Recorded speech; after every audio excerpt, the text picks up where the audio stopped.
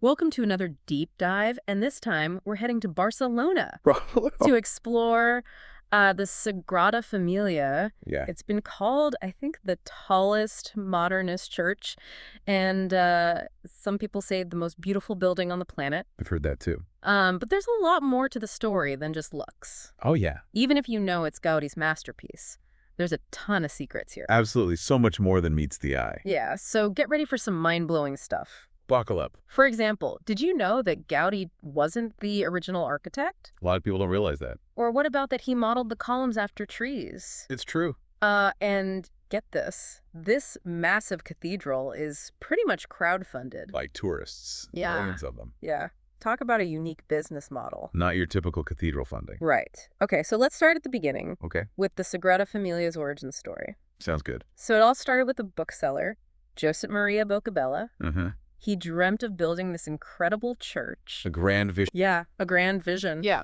And he envisioned it as this huge neo-Gothic structure Right? and hired an architect named Francisco de Paula del Villar to design it. That's right.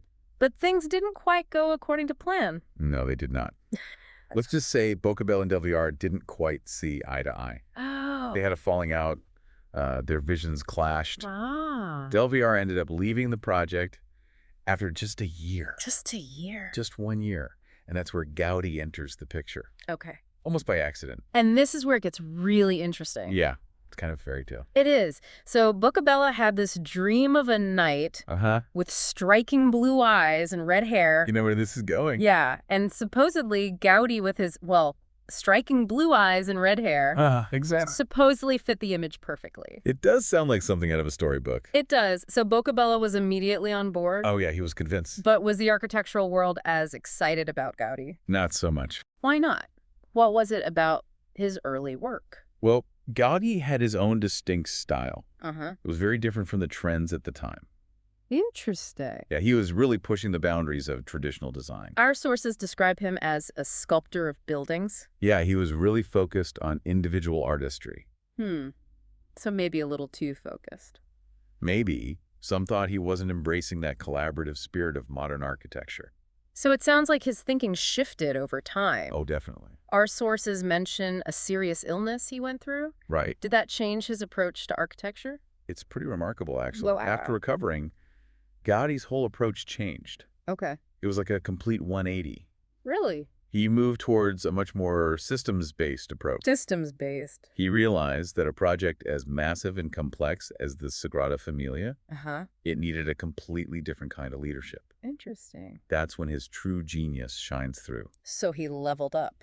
You could say that. From individual brilliance to this master of large-scale collaboration. That's amazing. And speaking of genius, Yeah? what about his obsession with nature? Ah, yes. Gaudi and nature, a love story. It's fascinating. It seems like he saw nature as the guide That to was both form and function. Precisely. And you see it everywhere in the Sagrada Familia. Like where? Well, take the interior, for example. Okay. It's designed to feel like a forest. What? Like a literal There's forest? these incredible soaring columns. I've seen pictures. They're beautiful. But they're not just decorative, you know. What do you mean? They're meticulously modeled after tree trunks. No way. Yeah. He even designed some of them to lean slightly, Lean. Why would he do that? just like trees do in nature, for better weight distribution and stability. Wait, so they're leaning on purpose? It's brilliant. Pure genius. That's incredible. And then there are the spiral staircases. Oh, yeah. What about those? They resemble seashells. It's amazing. Gaudi was really paying attention to all the details. Oh, yeah. He was a keen observer of nature. Yeah. From termite mounds to mountains, he was fascinated by how nature works. Nature solves a lot of problems, right? And it does it with this elegance and efficiency that we humans are still trying to figure out. That's true. So it's no wonder he was such an innovator. Right. But unfortunately, all this creative brilliance didn't exactly happen in a peaceful vacuum. Yeah, you're talking about the Spanish Civil War. Yeah, a dark chapter for Spain and for the Sagrada Familia.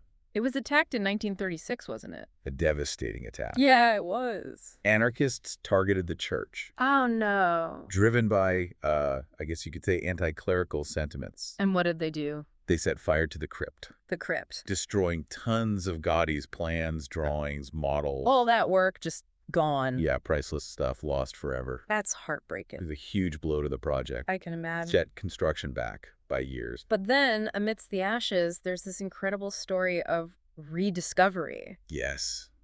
A glimmer of hope. And that's where we meet Mark Burry, Ah, Mark Burry. this New Zealand architect. A true champion of Gaudí's vision. Yeah, he pretty much dedicated his life to deciphering Gaudí's vision. From what little was left. It's like piecing together a shattered masterpiece. With only a handful of pieces. And somehow he managed to do it. It's incredible. He was captivated by Gaudí's work Yeah. and just took on this monumental challenge. And he was pretty innovative in his approach, wasn't he? Oh, absolutely. Burry realized something crucial. What's that? Gaudí wasn't just creating random shapes, you know. Okay. He was working with this geometric code. A geometric code. Yeah, this system of proportions, mathematical relationships, all hidden within the models. So like a secret language. Kind of. And Burry was a pioneer in using computers to figure it all out. To like decode Gaudí's design. Exactly. And remember, this was back in the 80s. Wow. Way before computers were common in architecture. Oh, yeah, he was way ahead of his time. It's like he was a digital archaeologist. Uh-huh. I like that. Uncovering the secrets buried in Gaudí's work. Yeah. But even with the designs pieced back together, how did they actually fund this massive project? Yeah, especially after the war, with no support from the government or the church. Right, because usually cathedrals are funded by... Right, but not this one. So how did they do it? It's pretty remarkable, actually. What is it? The Sagrada Familia is essentially crowdfunded. Crowdfunded. Yeah, relying entirely on private donations. Wow.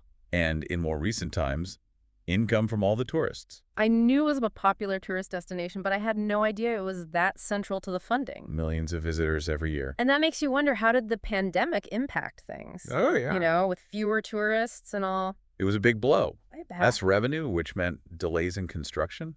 It's like the Sagrada Familia is connected to the whole world. In a way, it is. It's almost like a living organism. Responding to these global events. Exactly. It's not just a building. It's something more. Yeah, something really special. But let's talk about the actual construction process, because it's this amazing blend of, you know, cutting-edge tech and age-old techniques. Okay, so like how?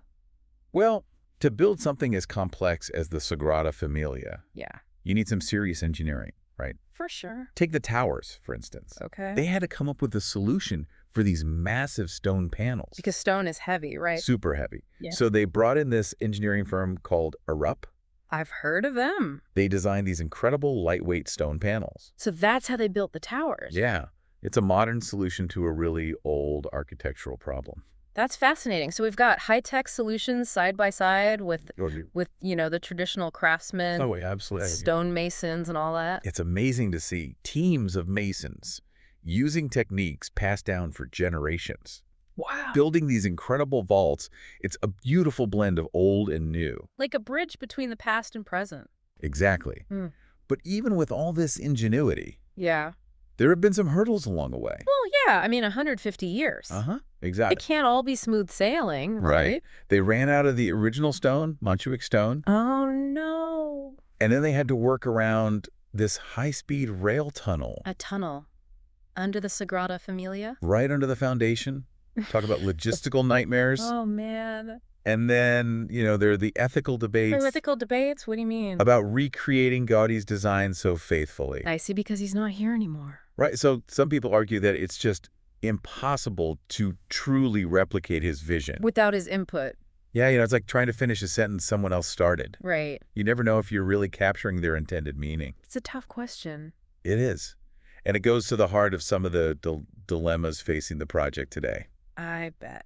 But before we get into those, Yeah. I think we need to just step back for a second and appreciate how long this project has been going on. It really is mind-boggling. Almost 150 years. And counting. It makes you think about time, you know? About legacy, about dreaming on such a grand scale. It's incredible. It really is a testament to human ambition and perseverance. Yeah, the Sagrada Familia really challenges our perception of time. And of legacy, too. Absolutely. It's like this giant relay race of creativity spanning generations. I love that analogy.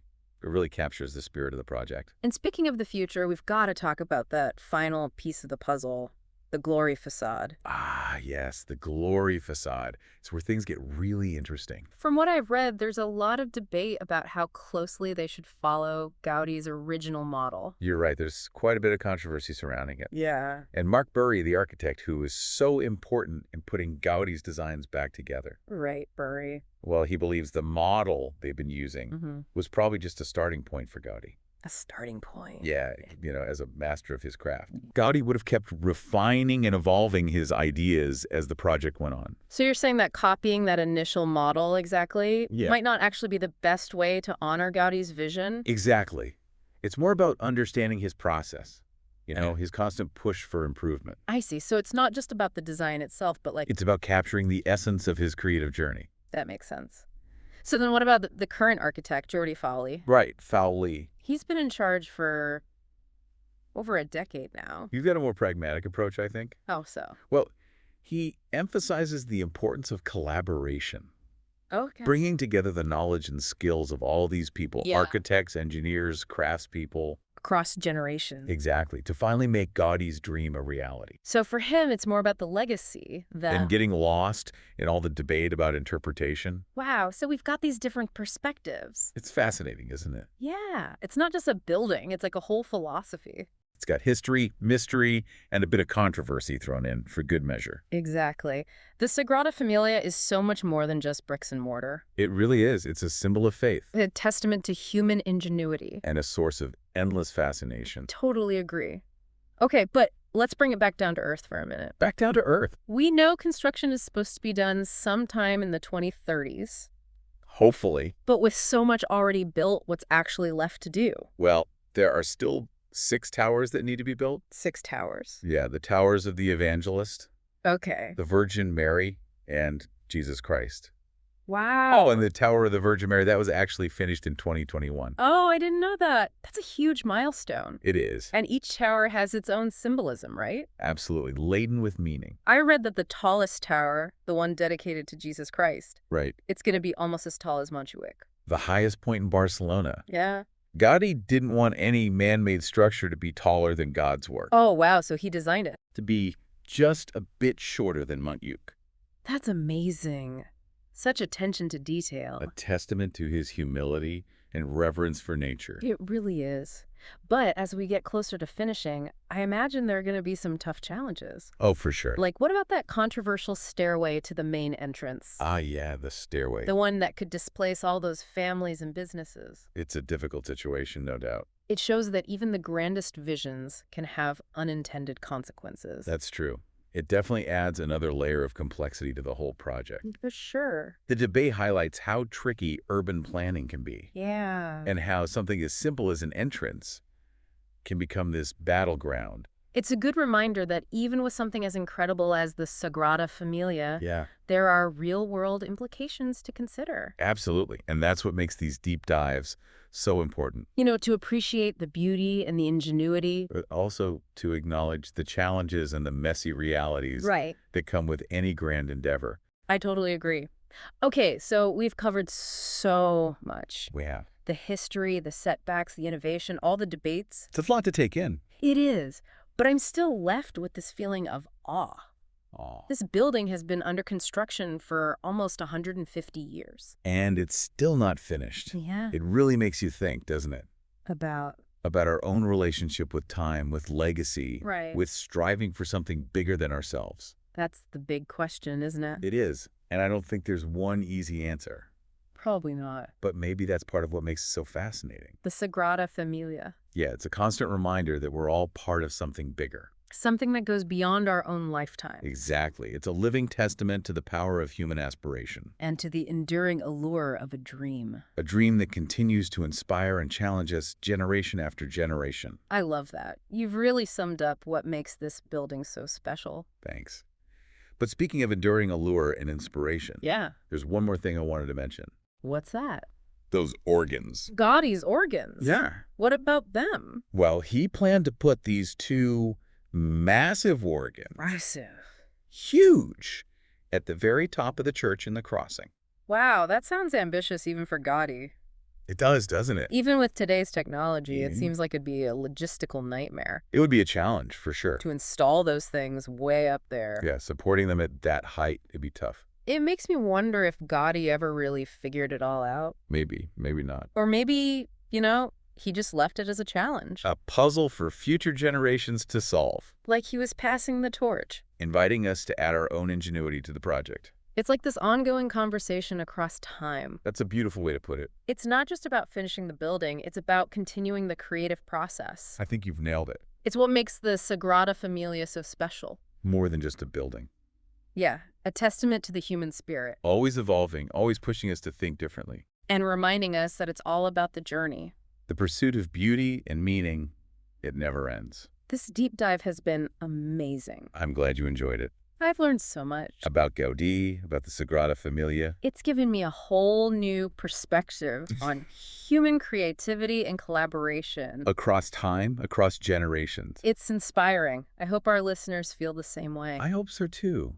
And maybe even inspired to see it for themselves. To visit Barcelona and experience this wonder firsthand. That would be amazing. Well, that's all the time we have for today. Already. Time flies when you're having fun. It really does. Until next time, fellow deep divers. Happy exploring. Keep questioning. Keep seeking out those incredible stories. The ones that remind us of what's possible. The boundless potential of the human spirit. Cheers to that.